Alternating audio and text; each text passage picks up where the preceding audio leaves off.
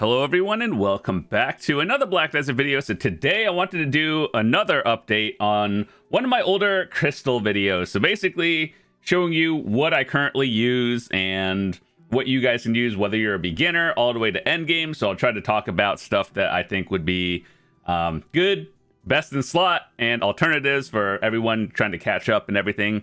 So with that said, this kind of video has to get updated pretty frequently, and just because like a lot of things change, and you know, we're at the stage of the game now where I think it's safe to say that it's what I use. I'll talk about some alternatives and everything else. So with that said, let's start from the top to the bottom. Now, want to say before we start the video, you do not need all these presets. If you have like 3 or 4 of them, chances are that's good enough. I just like to have all of them for convenience and everything, and to showcase all of them.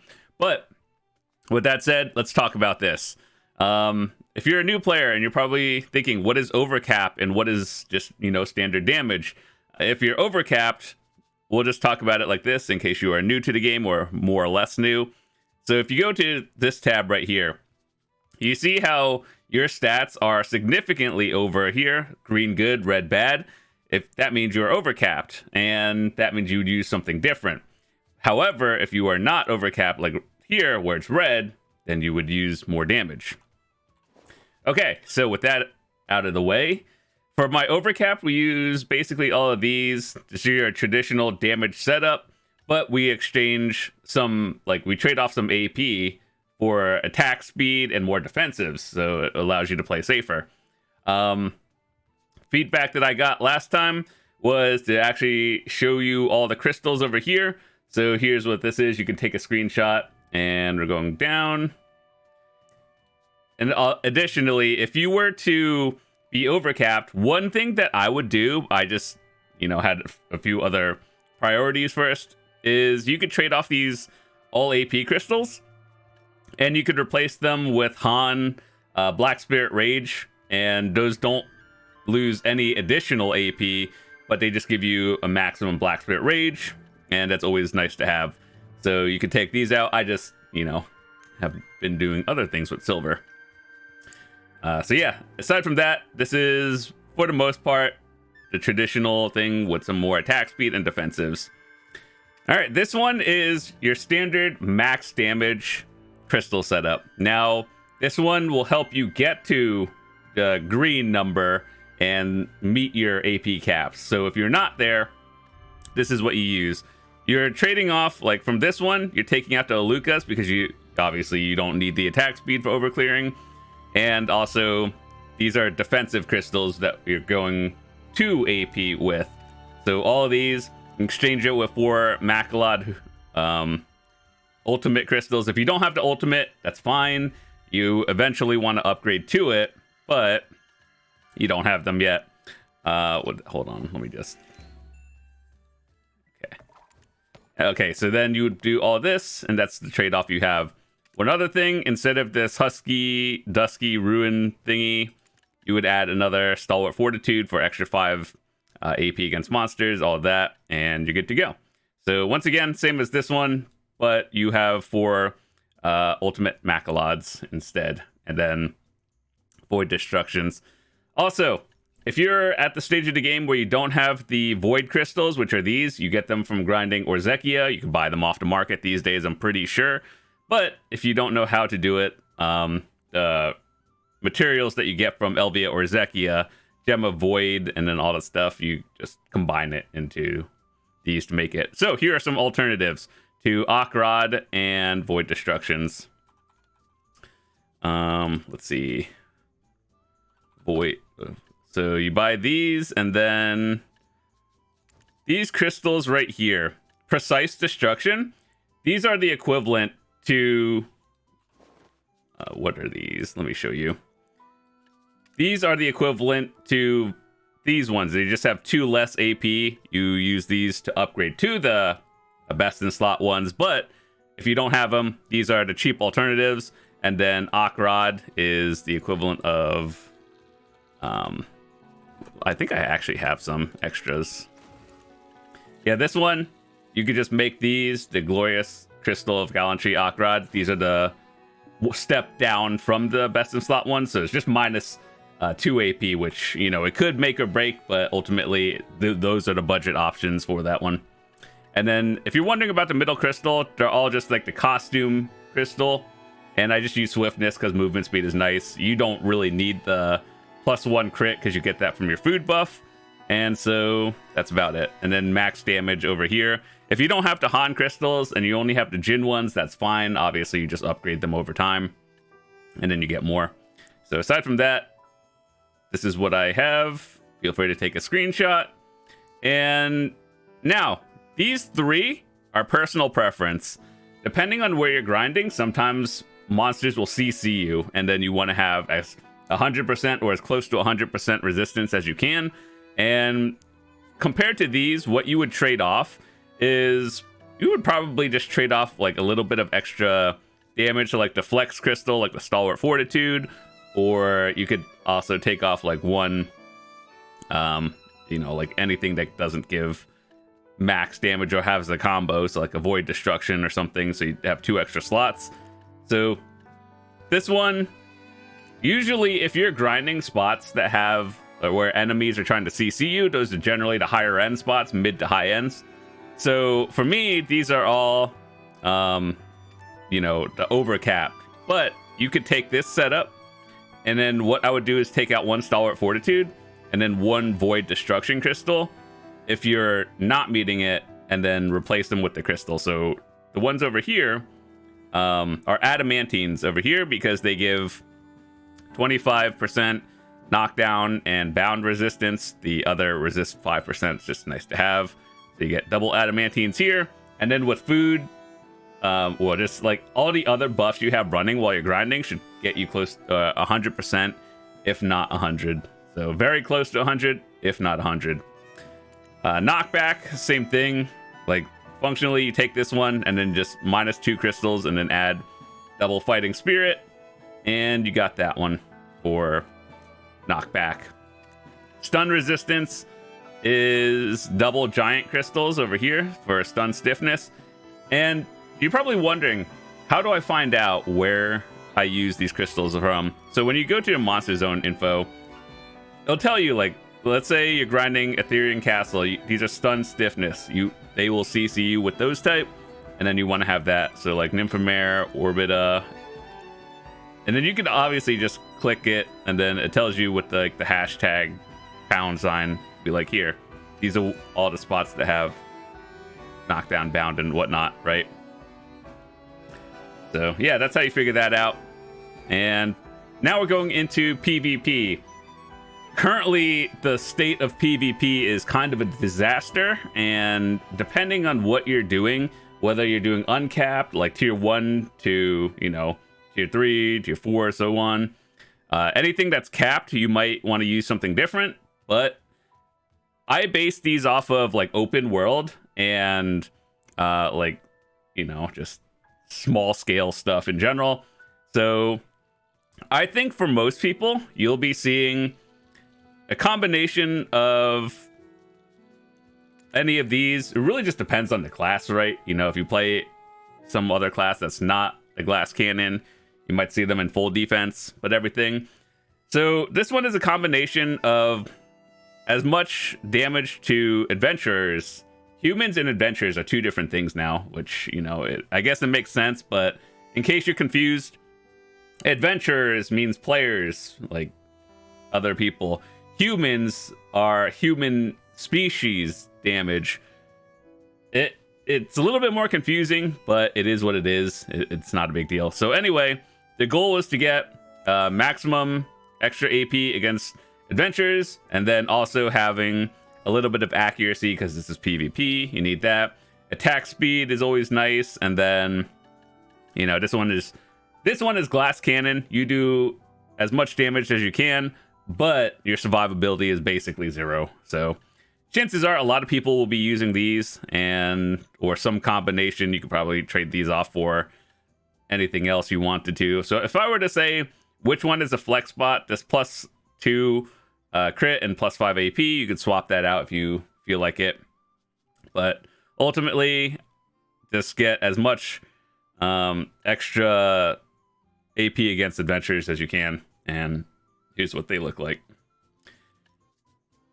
All right, so this one is the defensive. I will say before we do anything, if you can get the Han crystals for damage reduction, obviously that is the meta right now for everyone who's doing a tank build is running 6 Han DR. Basically, you don't die, but you don't do any damage either, which, you know, is kind of annoying actually when you're fighting people, because welcome to endgame PvP where the game is not balanced, and there should be a limit of how many defense crystals you can have. But anyway, this is the defense one, and it's more survivability than damage, but just assume you had like 6 bond crystal or like Han crystals for damage reduction. This one is kind of like a mix of damage, but with damage reduction. But if I were to have 6 Hans, I would put them here. So yeah, minimal damage output, but you don't really die, and so obviously Hans are better. This is really the make or break down here, the 6 blue crystals if you had it. Aside from that, you want 4 Hooms, which is fat DR and survivability, and you know, more defensives, all DR, more health, accuracy to actually still hit people, but with today's day and age of, you know, gear and stuff, you could probably get away with only running 1 of them. And then a little bit of extra damage, you can flex that out for anything. The purple crystal, the Hate's tier, just a lot of defensives. And then, you know, just the best Belukas for PvP crystals, and then more damage reduction. So yeah, it's very tanky, but also at the same time, you don't do any damage, or very minimal anyway, depending on your class. All right, so this one is for Arsha. So kind of like if you are grinding, let's say you're just grinding on Arsha, right? And then occasionally you'll get the occasional person that comes in 1v1 you PvPs. This is kind of what I use. Realistically, do you really need this one? Not so much. You could probably be grinding in like your PvE, and if someone comes in and then they kill you, you swap to your crystals, and then you swap to like one of these 2 or something. But generally, if you're grinding in non-super high-end spots where you're kind of like overcapped, chances are you could run this one and then you don't have to swap. So basically, you're running a little bit of defense, but with the Akrod for PvE monster damage, and then a little bit extra survivability, more damage to humans. So this is kind of more scaled towards PvP, but with some extra damage to the point that you could more or less grind comfortably as well. So it's you know, you're grinding, then PvP shows up unannounced, and this is what you use. So yeah, that's what this one is for. Realistically, it's a kind of a fun one. I don't really think you need this one, but like if you're grinding in, let's say your PvE ones, and then PvP happens, you die, you respawn, you swap to your PvP crystals, and the function's the same thing. But this one is just a mix in case you're grinding lower end spots where you're beyond overcapped. So it's not bad. I think even for a Dark Knight, I didn't notice too much of a difference. This one is evasion. Admittedly, I do not play evasion classes, and even nowadays, classes are more or less kind of like unified in terms of gear. Because remember when there used to be DR and evasion? Like the gloves and then the shoes used to be a lot different. Nowadays, it's all getting kind of unified with the Edania gear. And, well, if you were an evasion class, this is for PvP, this is what I'd use. Double Harpias for plus 20 evasion times 2, and then down here you're using double Frozen Bitterness for an extra 12 times 2, and then I guess depending on how many evasion crystals you want, if you ran all 6 of them, chances are you just never get hit, but you also trade off fat amounts of damage, kind of like the defensive one, but for evasion. So yeah, this is what I would use, and this one over here, just more accuracy for PvP. Do I think you need all this accuracy? Not really, not in this day and age anymore. So you could probably swap this out for more damage and then trade off another AP crystal for, you know, more evasion if you wanted to. But ultimately, I don't play evasion, so this is just what I've talked to other people that have had it, and then I've looked at other people's Garmoths, and this is kind of like what they use. and the difference is how many evasion crystals do you have down here, and that's about it. So yeah, this is a little bit of a flex spot. You could just swap out some accuracy for more evasion if you wanted to. Put like damage crystals in here, take out one of here, add another like evasion, and you're good to go. Now this one is my PvE evasion. You're probably wondering, what's the difference between this one and that one? This one has accuracy, this one does not really. So I don't use this one as much. The thing is, I test it with new spots before I actually grind in there and see like how much damage things do. And a good example of this one was, remember when Dekia Ash Forest first released?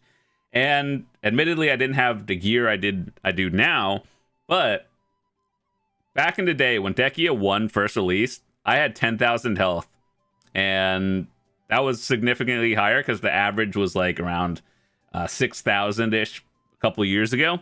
And I went from like 10,000 health to 0 from Dekia Ash. That's how overtuned it was before all the multiple nerfs over the years. So yeah, every now and then, I could, like when I first try a grind spot, I'll test it with this one just to see how much damage things do, and then after that you go into like one of your PvE setups. So this one's kind of just like a damage tester, because we all know Pearl Abyss balancing is not the greatest, and you know, so you just test it with more defensive stuff before you go into your all damage one. So I don't use this one often. It was just kind of a fun experiment to see how tanky I can get in PvE. This kind of functions the same as the PvP, just without the accuracy. So, you know, this is not really meant for any sort of PvP at all. And then more blue crystals and upgraded ones are always better, but once again, don't have it.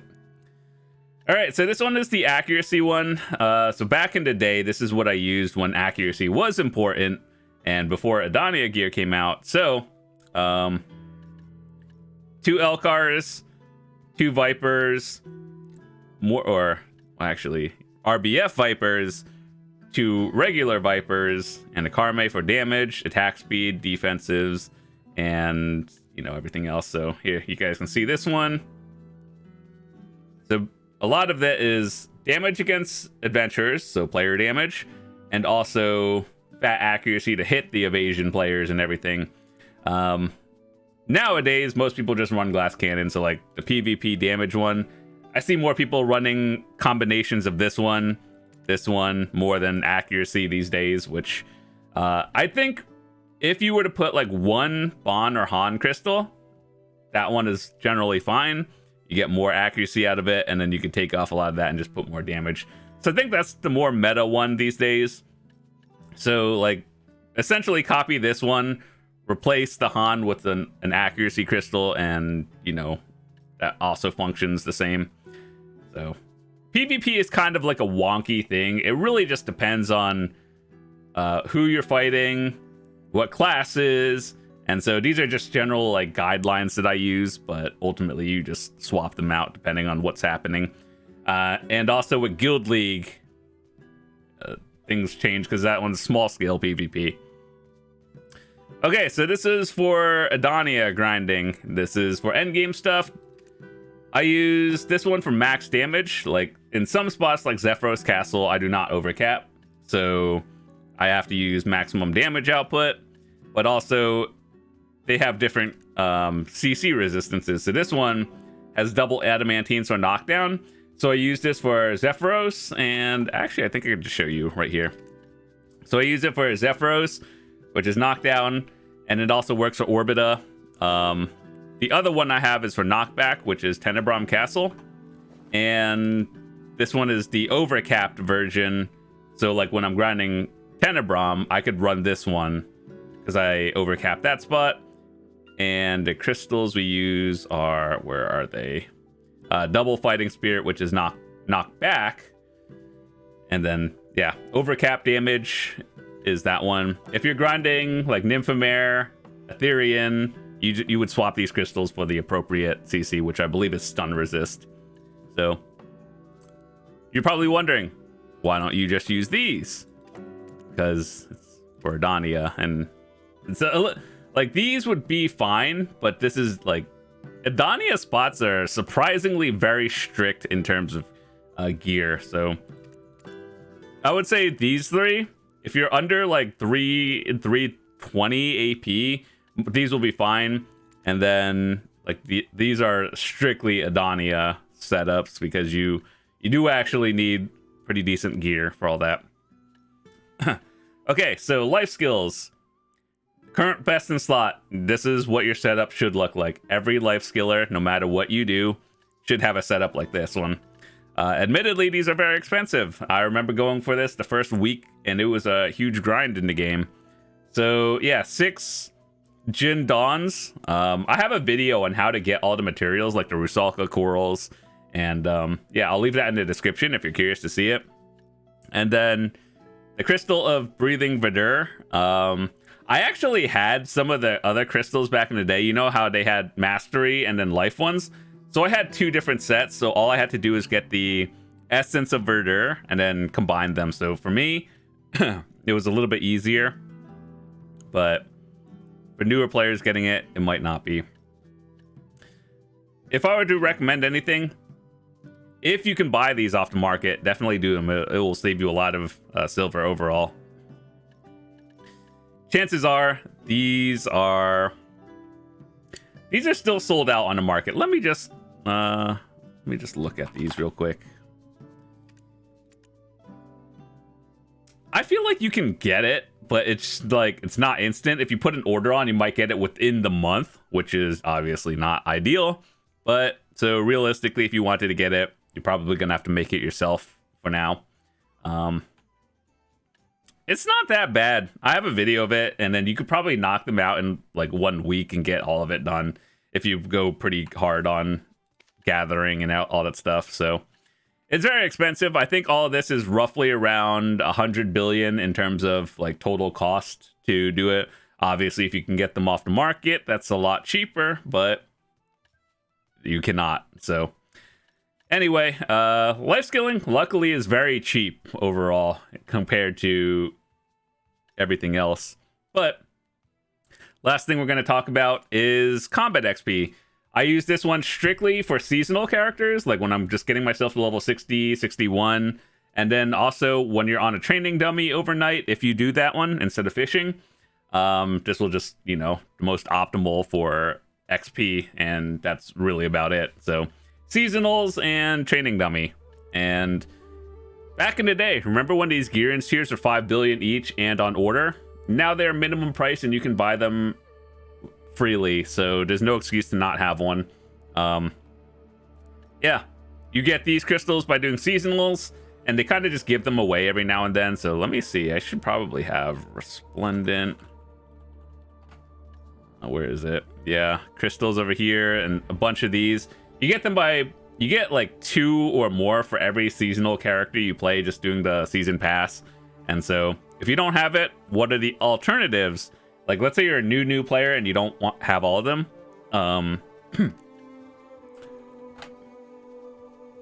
These are alternatives.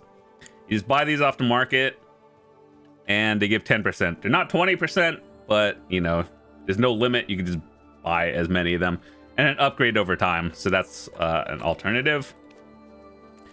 So that's what I use. Basically, a lot of these were, I guess the important ones people would say, these are what I use on the regular. Overcap, depending on like where I'm doing, or if I'm doing bosses. If I'm PvPing, it depends where I'm PvPing, like Arsha, or if I'm doing like small scale PvP, Red Battlefield and everything. Chances are you'll probably see me running like damage, or, you know, one of these combinations of the 3. When I'm grinding, this one is more my Zephyros crystals. This one is Tenebrom, life skilling, and then AFK overnight. So with that said, I know this is a long video. I just want to say thank you guys so much for watching. Calpheon Ball is coming soon. We'll be talking about that as well. Probably a bunch of topics. And also, if anything changes, I'll just make another update and we'll talk about that. So, what are my plans for the rest of the month? You see this number that says 150 out of 165? Yeah, we're getting Nav. And dude, if I have to go through all of this, to give you an idea, I calculated this. This is how much it costs for every attempt.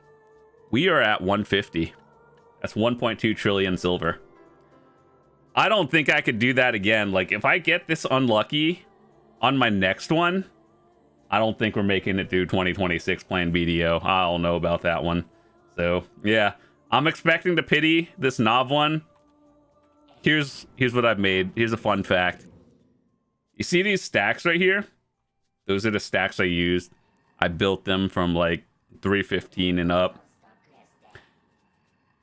It's not great, actually. It really does feel kind of bad. Making double 400s just for going for one weapon. And then another 300. Dude, welcome to endgame. Anyone that has like a Nav or a deck weapon, they either grind a lot, spend a lot of money, combination of both, or, you know, some sort of thing. But either way, man, this is rough. I think I am one of the like top 10 unluckiest enhancers in this game. It's not even close.